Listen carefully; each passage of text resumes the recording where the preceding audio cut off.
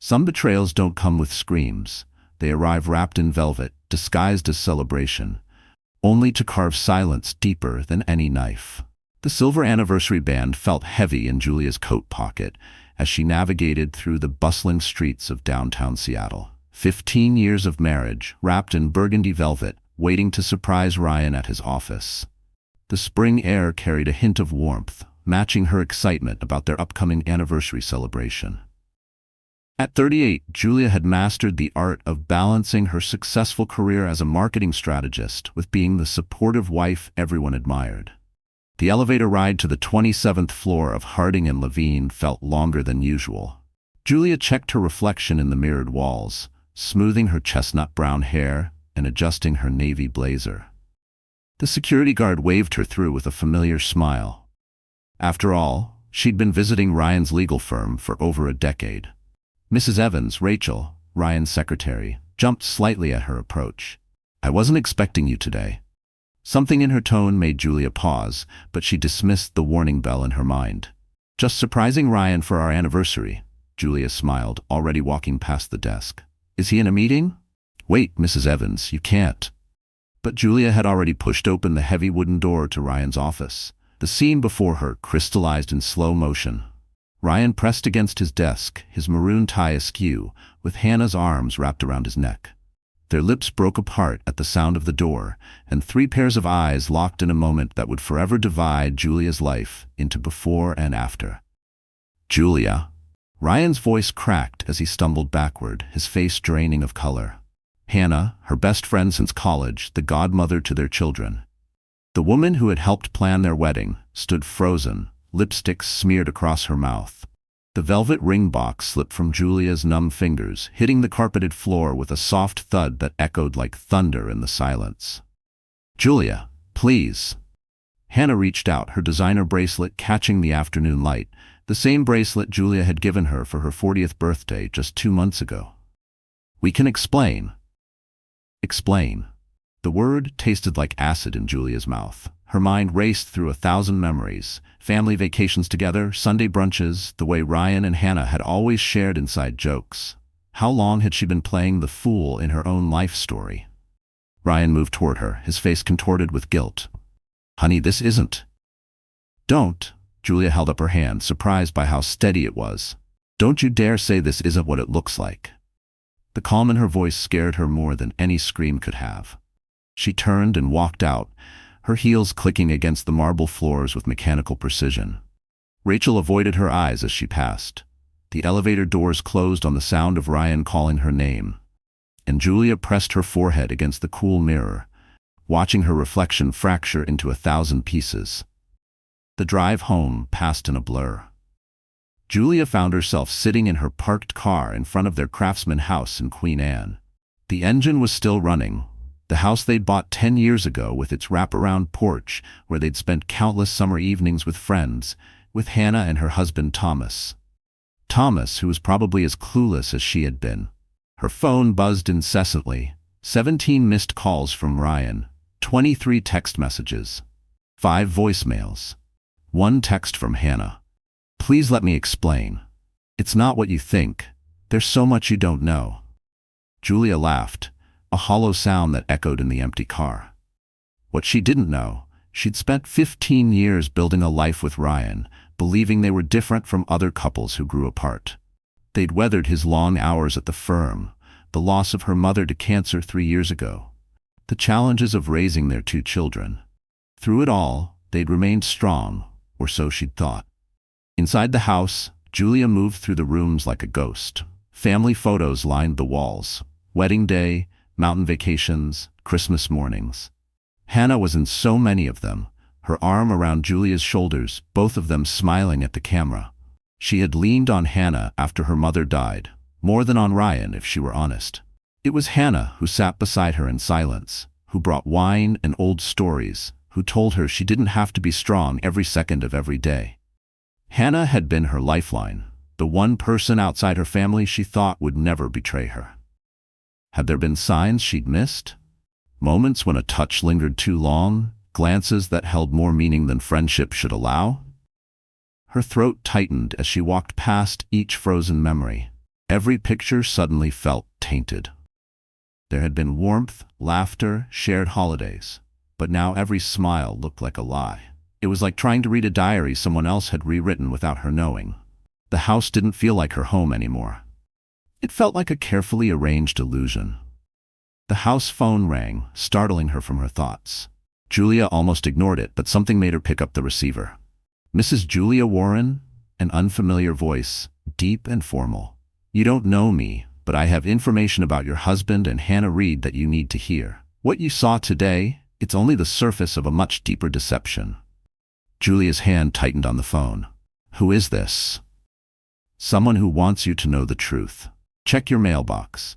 But be careful who you trust with what you find, including your husband's new friend, Daniel Mercer. He's not the ally he'll pretend to be."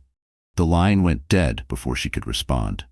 Julia stood frozen, the dial tone humming in her ear. Daniel Mercer. She'd never heard the name before. But something about it sent a chill down her spine. Walking to the mailbox felt like moving through water. Inside, she found a single envelope, no return address, no postmark. Her hands trembled as she opened it, pulling out a photograph that made her blood run cold. It showed Ryan and Hannah, but not from today. This photo was clearly 20 years old. And they weren't alone. 3 other people were with them. Their faces were serious, standing in front of what looked like a cabin. On the back, written in neat block letters, "The truth costs more than just a marriage." June 15th, 2004, ask them about Rachel. The name hung in the air like smoke. Unfamiliar, yet somehow significant. Julia's knees gave slightly as she lowered herself onto the porch steps. Her fingers clutched the photo like a lifeline, even as her mind swirled with fear. How far back did the secrets go? How much of her marriage was built on a story she never knew she was part of? Julia sank onto the porch steps, clutching the photograph, as the spring breeze carried the sound of children playing in nearby yards. Her own children would be home from school soon, expecting their world to be the same as when they left it this morning. But nothing would ever be the same again. As Julia stared at the old photograph, one thought crystallized. In her mind, she had a choice to make. She could either fall apart, or she could find out exactly what kind of lies her perfect life had been built on. The sound of a car pulling into the driveway made her quickly tuck the photograph into her pocket. Ryan's Audi came to a stop, and he emerged, his face haunted. Behind him, another car parked at the curb, Hannah's silver Lexus. Julia stood, straightening her spine. Her pulse thundered in her ears, but she refused to flinch. The woman inside her, the one who had made excuses, who had played the supportive wife, was done being silent. The time for tears would come later. Right now, she needed answers. And she had a feeling she was about to discover that her husband's infidelity was just the beginning of a much darker story. The silence in the living room felt like a physical presence, heavy and suffocating. Julia sat in her favorite armchair, the mysterious photograph burning a hole in her pocket, while Ryan and Hannah occupied opposite ends of the sofa. The perfect triangle of betrayal, she thought bitterly. "Start talking." Julia's voice cut through the tension. "And I suggest you begin with Rachel." The effect was immediate. Ryan's head snapped up, his face draining of color, while Hannah's sharp intake of breath confirmed Julia's suspicion that the name held significance. The two exchanged a quick glance that spoke volumes. "How do you know that name?" Ryan's question came out barely above a whisper. "That's not how this works," Julia replied, steel entering her voice. "I ask the questions. You provide honest answers for once." Hannah leaned forward, her perfectly manicured hands clasped so tightly her knuckles turned white. "Julia, what happened today at the office? It wasn't just a simple affair. There's so much more." "Then explain it to me," Julia interrupted. "Explain why my husband and my best friend would betray me. Explain who Rachel is and why you both look like you've seen a ghost." Ryan stood abruptly, pacing the room like a caged animal. "We can't. It's not just our secret to tell. There are people. Agreements were made." "Agreements?" Julia pulled out the photograph and tossed it onto the coffee table. "Like the ones made in this picture?" The reaction was explosive. Hannah gasped, covering her mouth with trembling hands, while Ryan snatched up the photo as if it might burst into flames. Julia watched them with surgical precision. Her heart pounded, but her voice stayed even. If they were going to unravel, she wanted to witness every crack in their facade. "Where did you get this?" "It seems I'm not the only one interested in your past," Julia said, watching their reactions carefully. "Someone wants the truth to come out. They called me right after I left your office." "Who called you?" Ryan demanded, his lawyer persona emerging. "What exactly did they say?" "They mentioned someone named Daniel Mercer." Julia noticed how both Ryan and Hannah tensed at the name. "Ring any bells?" Hannah shot to her feet. "We need to go. Now, Ryan. We can't do this here." "You're not going anywhere." Julia's tone brooked no argument. "Not until I understand what's really going on. 20 years ago, something happened at that cabin, something involving Rachel and Daniel Mercer. I deserve to know the truth." Ryan sank back onto the sofa, looking suddenly older than his 42 years. "You don't understand what you're asking, Julia. Some truths are better left buried." "Like your affair?" The words tasted bitter on her tongue. "How long has that been going on?" 6 months, Hannah admitted quietly. "But it's not what you think. We never meant to." "Hurt me?" Julia laughed humorlessly. Funny how betrayal always comes with that excuse. She could feel the fury rising in her throat, hot and acidic. It wasn't just about the infidelity, it was about being made a fool of. About every moment she trusted them, every weekend dinner, every shared laugh that now felt poisoned. The doorbell rang, startling all three of them. Through the frosted glass, Julia could make out a tall figure on their porch. Ryan moved faster than she'd ever seen him, practically running to the window. One look outside and his face turned ashen. "Back door, now." He grabbed Hannah's arm. "He's found us." "Who's found you?" Julia demanded. But Ryan was already pushing Hannah toward the kitchen. The doorbell rang again, more insistent this time. "Julia, don't open that door," Ryan pleaded. "Whatever he tells you, don't trust him. He's not." The sound of breaking glass from the kitchen interrupted him. Hannah screamed. Julia ran toward the sound, only to find a brick on their kitchen floor, wrapped in a piece of paper. With trembling fingers, she unwrapped it, revealing a newspaper clipping from 20 years ago. Local college students still missing after Lake House tragedy. The article featured a young woman's photo, beautiful, smiling, full of life. Rachel Monroe, age 21, last seen at a private cabin near Lake Crescent. The same cabin from the photograph. "Oh God," Hannah whispered, her face pale. "He's gonna tell her everything." The doorbell rang a third time. Julia looked between Ryan and Hannah, their faces masks of terror. Then, at the newspaper clipping in her hands. Her hands were still shaking, the edges of the paper digging into her palms. Somewhere in her chest, a knot of dread was twisting tighter. Whoever was on the other side of that door, it wasn't just about Rachel anymore. It was about everything they had buried with her. Making her decision, she walked to the front door and opened it. A man in his mid-40s stood on her porch, impeccably dressed in a charcoal suit. His silver-streaked dark hair and patrician features gave him an air of authority. But it was his eyes that caught Julia's attention, deep brown and filled with an intensity that made her step back involuntarily. "Mrs. Warren," he smiled, though it didn't reach his eyes. "I'm Daniel Mercer.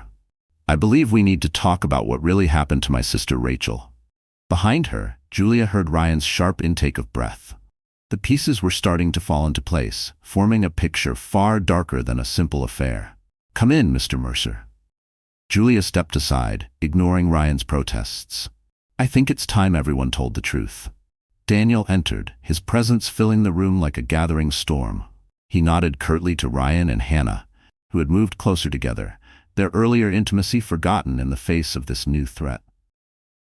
20 years is a long time to keep a secret.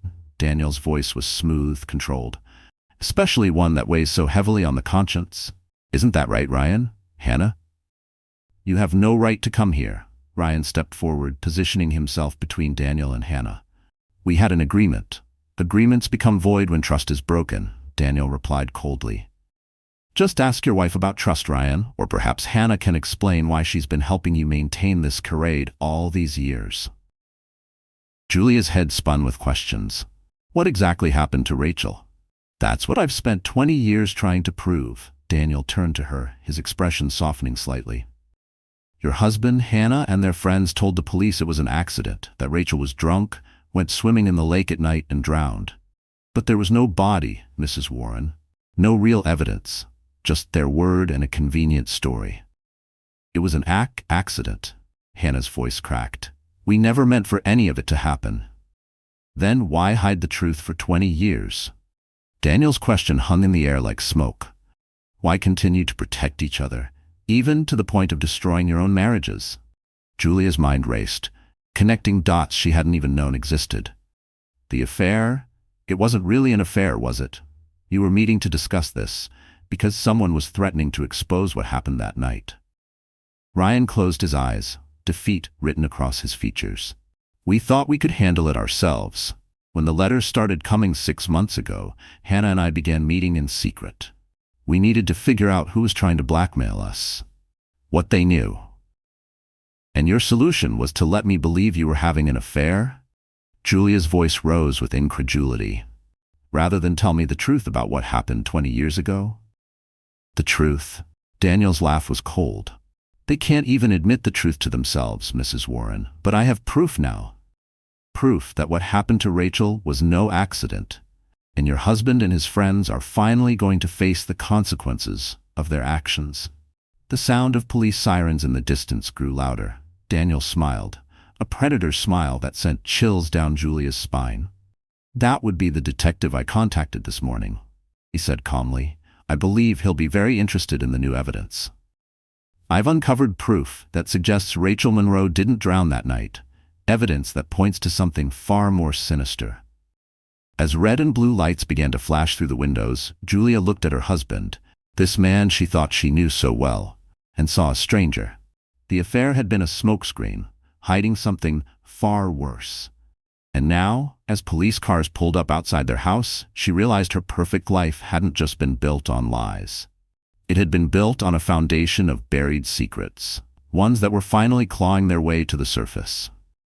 The police station's interrogation room felt colder than it should for a spring evening. Julia sat alone, her fingers wrapped around a paper cup of lukewarm coffee, while through the window she could see Ryan in another room, speaking with detectives. 3 hours had passed since they'd all been brought in for questioning. The minutes had dragged like hours. The fluorescent lights above buzzed faintly, matching the thrum in her temples. She had cycled through denial, rage, and now this cold, suspended state of disbelief. There had been a time, not long ago, when just seeing Ryan walk into a room calmed her. After her mother died, it was his steady presence that kept her anchored. He held her when she collapsed into grief, told her they'd build new traditions, raise their kids with her mother's values. She had believed in that promise. Detective Langston, a sharp-eyed woman in her early 50s, entered the room carrying a thick file. Mrs. Warren, thank you for your patience. We've been reviewing the Rachel Monroe case files from 20 years ago, and your husband's statement from that night raises some interesting questions. I'm still trying to understand it myself, Julia admitted, watching as the detective spread old photographs across the table, crime scene photos from the cabin, pictures of a younger Ryan, Hannah, and 3 other people she didn't recognize, all looking scared and defensive. Each image hit her like a slap. Frozen faces of people who had locked a secret behind their eyes for decades. Faces she now realized were capable of things she hadn't wanted to believe. According to the original report, Langston continued, your husband, Hannah Reed, Christopher Dent, Amanda Liu, and Benjamin Marks were the last people to see Rachel Monroe alive. They claim she went swimming after drinking at a party. The lake was searched for weeks, but no body was ever found. Julia's attention caught on one detail. You mentioned 3 other names. Where are they now? That's where things get interesting. Langston pulled out 3 more recent photographs. Christopher Dent died in a car accident 10 years ago. Amanda Liu disappeared 5 years ago. Her case is still open. And Benjamin Marks, she paused meaningfully. He committed suicide 3 months ago, shortly after receiving an anonymous letter. Julia's breath caught. The air in the room felt thinner suddenly, pressing against her chest. Her hand reached instinctively toward the coffee cup, not for warmth, but for something solid.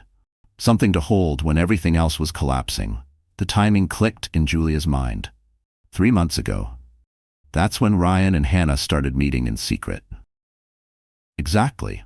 Langston leaned forward.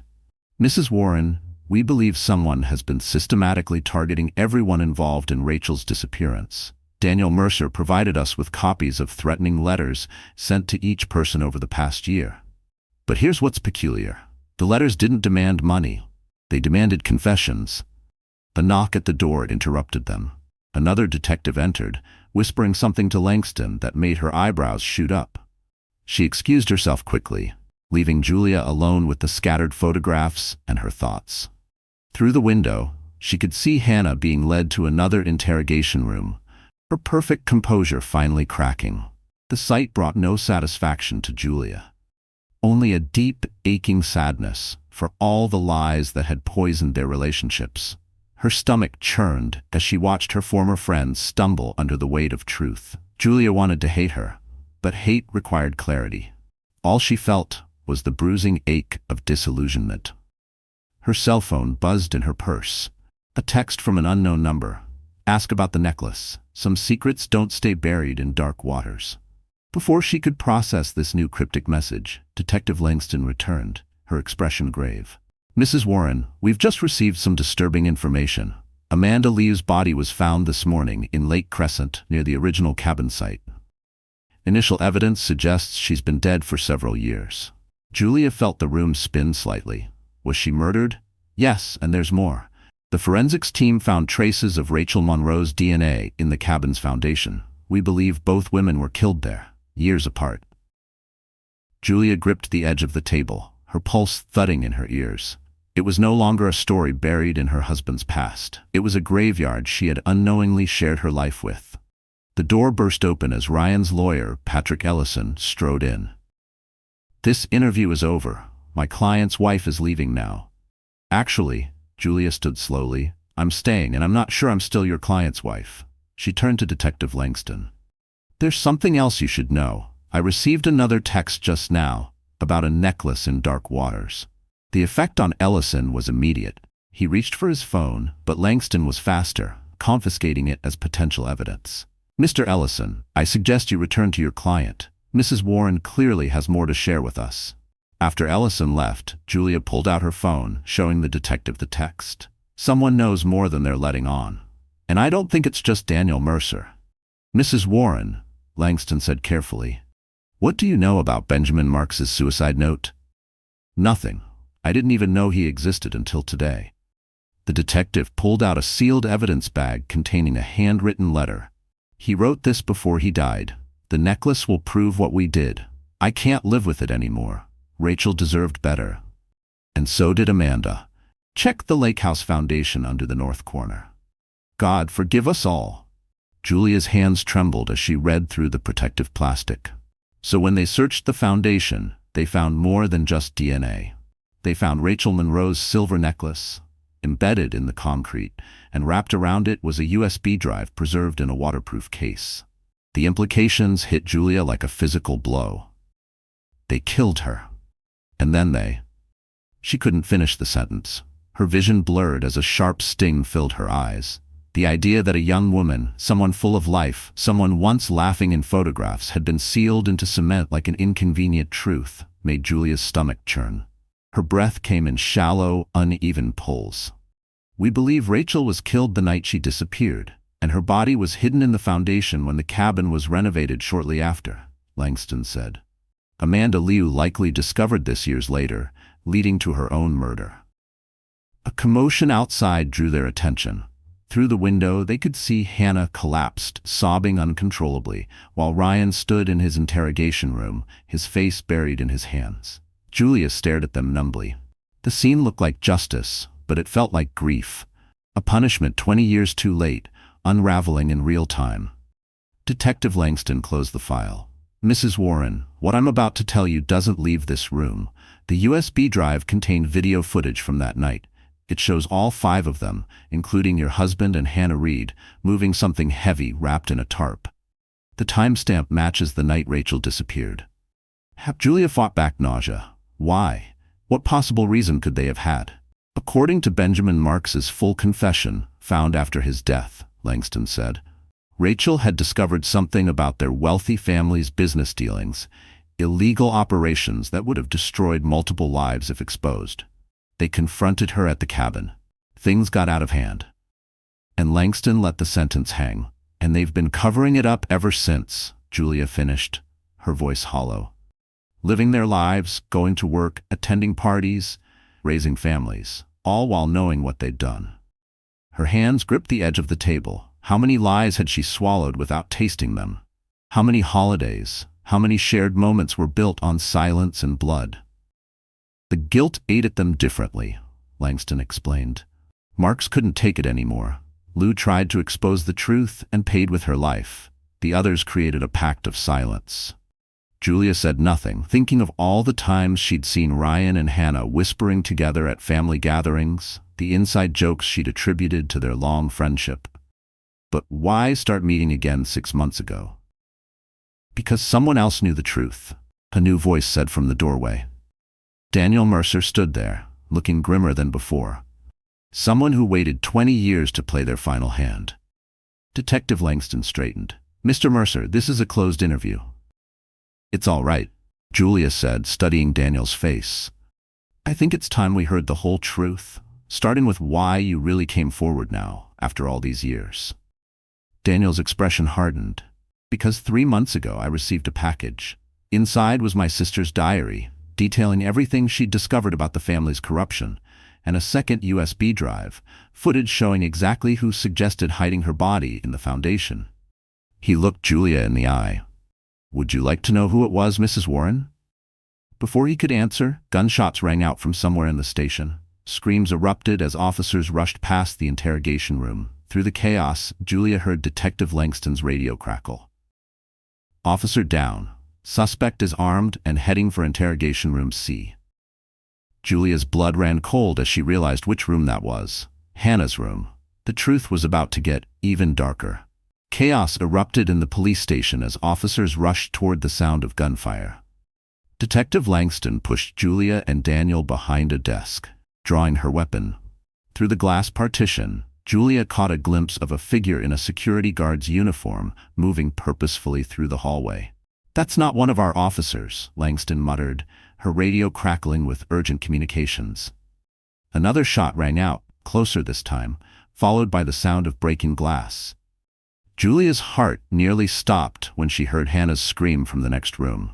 The figure in the security uniform was heading straight for her. Without thinking, Julia moved toward the door, but Daniel grabbed her arm. Don't, he warned. This is exactly what they want. Chaos, confusion, more deaths to cover up the truth. Mrs. Warren, stay down, Langston ordered, moving toward the door. But before she could reach it, the lights went out, plunging the station into darkness. Emergency lights flickered on, casting eerie shadows across the walls. In the dim red glow, Julia saw Ryan break free from his interrogation room, running toward Hannah's location. The fake security guard turned, raising their weapon. Time seemed to slow as Julia recognized something in the shooter's stance, in the way they moved. Amanda, she whispered in shock. The figure froze for a split second, turning slightly toward Julia's voice. In that moment, Detective Langston acted, tackling the shooter to the ground. The gun skittered across the bay floor as they struggled. When additional officers finally subdued the attacker and the lights flickered back on, Julia's suspicion was confirmed. Amanda Lou, very much alive, despite what the police had found at the lake, stared back at them with wild eyes. You were supposed to be dead. Hannah's voice shook as she emerged from her room, Ryan protectively at her side. We saw you. You saw what I wanted you to see, Amanda spat, struggling against the officer's grip, just like you made everyone see what you wanted them to see 20 years ago. But I'm not the only one who knows the truth anymore, am I, Hannah? Detective Langston quickly took charge of the situation, ordering Amanda to be secured in a high-security holding cell. As officers led her away, she called out, "Ask them about the second video. Ask about what really happened after Rachel died." The next hour passed in a blur of statements and security protocols. Julia found herself in a larger conference room with Ryan, Hannah, Daniel, and Detective Langston. The weight of Amanda's appearance hung heavy in the air. Let me guess, Daniel broke the tense silence. Amanda Lou discovered the truth about Rachel years ago, but instead of coming forward, she saw an opportunity. She used her knowledge to manipulate all of you, maybe even helped orchestrate Benjamin Marks's suicide. She contacted me first, Hannah admitted, her voice barely above a whisper. 6 months ago, said she had proof of what we'd done, not just to Rachel, but everything that came after. The corporate fraud, the cover-ups, the way our families built their empires. Unburied secrets, Ryan murmured, running his hands through his hair, looking utterly defeated. We thought if we could find her, convince her to keep quiet, but she always seemed one step ahead. Then Benjamin killed himself, and everything started unraveling. The body they found in the lake, Julia pieced it together. Amanda planted it, to fake her death, to watch how you'd all react, to see if you'd finally break under the pressure. Detective Langston laid out several evidence bags on the conference table. We found these in Amanda's car, multiple burner phones, surveillance photos of all of you, and this. She held up a USB drive, similar to the one found with Rachel's necklace. It seems Miss Liu was quite thorough in documenting everything. Play it, Daniel demanded. Let's see what other secrets my sister's murderers have been keeping. The detective inserted the drive into a laptop, and grainy footage filled the screen. It showed the cabin from 20 years ago, but not from the night of Rachel's death. This was days later. A younger Ryan, Hannah, and Amanda stood arguing with 2 older men Julia didn't recognize. That's Patrick Ellison, Ryan said quietly. And Jonathan Dent, Christopher's father. They helped us cover it up, made sure the police investigation went nowhere. The video continued, showing Ellison handling documents while Dent made phone calls. Money changed hands. The young group looked terrified, but compliant. They blackmailed us, Hannah's voice cracked. Said they had evidence that would implicate us all in Rachel's death. They used us, used our guilt and fear, to help them hide their own crimes. The corrupt business dealings Rachel had discovered. It went all the way to the top of both families. Daniel leaned forward, his eyes never leaving the screen. So you didn't just kill my sister. You let her murderers use her death to strengthen their criminal empire. Built your careers on her grave. We were young, scared, Ryan protested weakly. We thought we had no choice. There's always a choice, Julia spoke for the first time in hours. Just like you had a choice to tell me the truth months ago, instead of letting me believe you were having an affair. Every lie, every cover-up, was a choice. Detective Langston paused the video. Mr. Mercer, the evidence you provided earlier, combined with this new footage and Amanda Liu's arrest, gives us enough to move on the bigger players. Patrick Ellison, the Dent estate, all of it. It won't bring Rachel back, Daniel said quietly, or erase 20 years of lies. No, Julia agreed, looking at her husband, this stranger she'd shared her life with. But maybe it can stop 20 more years of corruption and death. The words tasted bittersweet. Justice was no substitute for innocence lost. But silence was worse. Hannah suddenly straightened, her face draining of color. Wait, if Amanda's here, then who sent the latest messages? The texts about the necklace, the warnings? Before anyone could respond, Julia's phone buzzed with a new message. The number was blocked, but the text was clear. Final piece of the puzzle. Tomorrow, noon. The cabin. Come alone, or Ellison goes public with everything, including what really happened to Rachel Monroe's body after they moved it from the foundation. Some secrets are worth killing for. Just ask your husband what they did with the real evidence. The room fell silent as Julia showed them the message. Ryan looked like he might be sick. His lips parted as if to speak, but no words came. His silence screamed louder than any confession. Detective Langston immediately began coordinating with her team, but Julia barely heard them. Her eyes were fixed on her husband, seeing the guilt and fear warring on his face.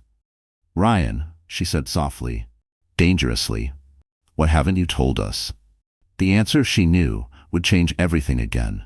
She could feel the weight of it pressing down already, a truth so heavy it bent the air in the room. Her breath caught, sensing the next unraveling was moments away. And beneath it all, a quiet fear she hadn't voiced, not even to herself. What if this ended badly? What if she didn't come back from the cabin? Who would explain this to their children? They thought she was strong, and she was, but she was also a mother. And the idea of her children waking up one day to whispers, to news reports, to another buried truth, it chilled her more than anything Ellison could do. The old cabin looked smaller than in the photographs, its weathered walls bearing 20 years of secrets. Julia stood at the edge of the property line, watching the morning mist roll off Lake Crescent. Despite Detective Langston's protests, she had come alone, or at least appeared to. The police surveillance team was hidden in the surrounding woods, waiting. The burner phone they'd given her showed 11:57 a.m. 3 minutes until the meeting that would finally reveal the last piece of this twisted puzzle. Ryan's confession from the night before still echoed in her mind, each word another nail in the coffin of their marriage. "We didn't just hide Rachel's body in the foundation," he had admitted, broken and hollow-eyed in the interrogation room. "When the investigation started getting too close, Ellison ordered us to move it. But Rachel, she wasn't completely gone. The cold water had preserved enough to prove what we'd done." The image haunted her. Rachel's body, moved like a pawn in a game none of them had the courage to stop. Julia had once envied her husband's strength. Now she saw it was cowardice, dressed in obedience. The cabin door creaked open, pulling Julia from the memory. Patrick Ellison himself stood in the doorway, his expensive suit incongruous against the rustic backdrop. The man who had orchestrated 20 years of cover-ups and corruption looked oddly diminished in the harsh daylight. "Mrs. Warren," he called out, "I assume you're wearing a wire. Doesn't matter anymore. Some stories need to be told in full." Julia approached cautiously, her hand brushing against the recording device hidden beneath her jacket. "You were the one sending the messages, not Amanda." Clever girl, Ellison's smile held no warmth. Amanda Liu was a useful distraction. Her obsession with exposing the truth made her the perfect scapegoat, but she never knew the whole story. Inside the cabin, Julia's eyes adjusted to the dim light. A laptop sat open on a dusty table, displaying what looked like old security footage. Ellison gestured for her to sit.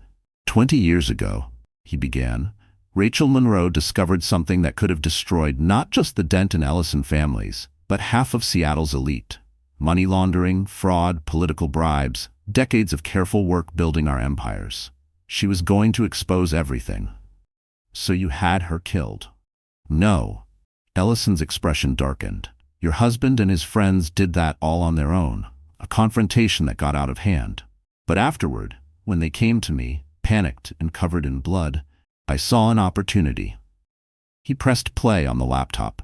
The footage showed the cabin's interior, date stamped 3 days after Rachel's death. A younger Ryan, Hannah, and the others were moving something wrapped in plastic from the foundation. Ellison's voice continued over the silent video. "I made them an offer. We would protect them from prosecution, give them careers, wealth, everything they dreamed of. In exchange, they became our puppets. Every illegal document they notarized, every corrupt deal they facilitated, all while Rachel's body remained our insurance policy." "Where did you move her?" Julia asked, though she dreaded the answer. The Lake House Foundation was just the beginning. "Over the years, we moved her remains multiple times, always keeping evidence in different locations. Insurance, you see. As long as everyone had something to lose, no one could talk." A noise from outside made them both turn. Through the window, Julia saw Daniel Mercer emerge from the tree line, a gun trained steadily on the cabin. "Right on time," Ellison smiled. The grieving brother, finally putting the pieces together. "Did you really think I didn't know about the surveillance team, Mrs. Warren? That I didn't plan for this moment?" The door burst open as Daniel entered, his face a mask of cold fury. "You're going to tell me where my sister is. All of her. Every piece you monsters scattered to protect yourselves." "Daniel," Julia started to rise, but Ellison's next words froze her in place. "She's here," he said simply. "Under our feet. The foundation you're standing on, it's not the original." "We rebuilt it 5 years ago," Ellison said, "and this time we made sure she'd never be found. Ground-penetrating radar. Forensic tests. Nothing will find her now." Daniel's hand tightened on the gun. "You're lying." "Am I? Check your phone, Mr. Mercer. The video should be arriving right about now." A chime sounded from Daniel's pocket. Still keeping the gun aimed at Ellison, he pulled out his phone with his free hand. His face went ashen as he watched whatever had been sent. "You recorded it," he whispered. "You recorded everything, every reburial, every moment of their guilt. 20 years of insurance, ready to destroy them all with a single upload. Your sister's death bought me 2 decades of absolute control over Seattle's most powerful families. Julia's mind raced. Something wasn't adding up. Why tell us this now? She asked. Why risk everything after all these years? Ellison's laugh was hollow. Because I'm dying, Mrs. Warren. Stage 4 pancreatic cancer. 3 months to live at best. And I wanted you all to know, every one of you who thought you could expose the truth, who thought you could unravel my life's work, that I won. Even in death, I won. No. Daniel's voice shook with rage. You didn't. He reached into his jacket with his free hand, pulling out a small device. A red light blinked steadily. Ellison's smug expression faltered. What is that? A transmitter? Julia realized, hope blooming in her chest. Everything you just said, it wasn't just being recorded by my wire, was it? It was live streaming, Daniel confirmed grimly. To every major news outlet in Seattle. Your confession, the video files, everything. It's all public now. Detective Langston made sure of that. The sound of sirens filled the air as police vehicles approached the cabin. Ellison's face contorted with fury as he lunged for Daniel's gun. A shot rang out, then another. Julia ducked as chaos erupted. When the dust settled, Ellison lay bleeding on the cabin floor, Daniel's bullet in his shoulder. Outside, she could hear Detective Langston coordinating with forensic teams. The foundation would be excavated properly. This time, Rachel would finally be found. Finally be laid to rest with dignity. Hours later, Julia stood watching the sunset over Lake Crescent. Ryan and Hannah had been formally charged, along with Ellison and several other members of Seattle's elite. Amanda Liu had agreed to testify in exchange for a reduced sentence. The truth was finally, fully exposed. Daniel approached, looking exhausted, but somehow lighter. The DA thinks they can make a case for premeditated murder against Ellison, he said. The videos prove he was orchestrating everything from the beginning, using Rachel's death to build his empire. And Ryan? Hannah? Voluntary manslaughter for Rachel's death, conspiracy charges for everything after. With their cooperation, they might see freedom again someday. Julia nodded, feeling the weight of her wedding ring on her finger. Slowly, deliberately, she removed it, holding it up to catch the last rays of sunlight.